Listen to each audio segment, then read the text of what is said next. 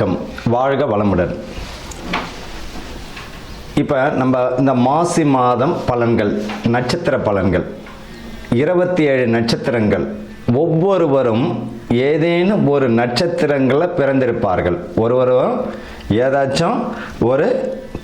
ஏதேனும் ஒரு நட்சத்திரத்தில் பிறந்திருப்பார்கள். அப்படி ஒவ்வொரு நட்சத்திரத்திற்கும் ஏதாச்சும் ஒரு குணாதிசயம் உறுதியாக உண்டு. ஏதாச்சும் ஒரு குணாதிசயம் இருக்கும். 27 நட்சத்திரக்காரர்கள் ஏதோ ஒரு வித்தியாசம் இருக்கும். இந்த மாசி மாதத்தில் எந்த மாதிரியான பலன்கள் இந்த நட்சத்திரக்காரர்களுக்கு நடக்க போகுது?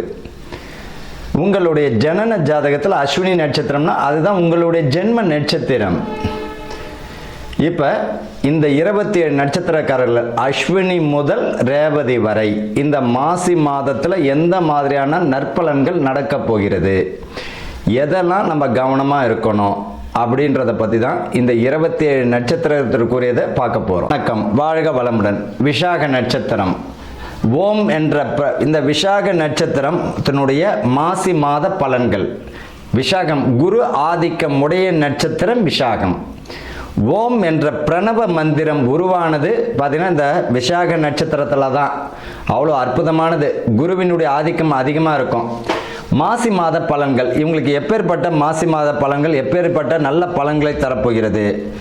இவர்களை பொறுத்த வரைக்கும் பூர்வீக சொத்துக்களில் இருந்த பிரச்சனைகள் தீருதுங்க. பூர்வீக சம்பந்தப்பட்ட பிரச்சனை தீரும். பூர்வீக சொத்து கிடைக்கும். சுப விரயம், வீடு கட்டி கிரகப்பிரவேசம் தரக்கூடிய அளவிற்கு சுப விரயம் நடக்கும். அதாவது கடன் வாங்கி திருமணத்தை முடிப்பார். குழந்தை பிறப்பதற்குரிய அற்புதமான மாதமாக இந்த மாசி மாதம் அமையும்.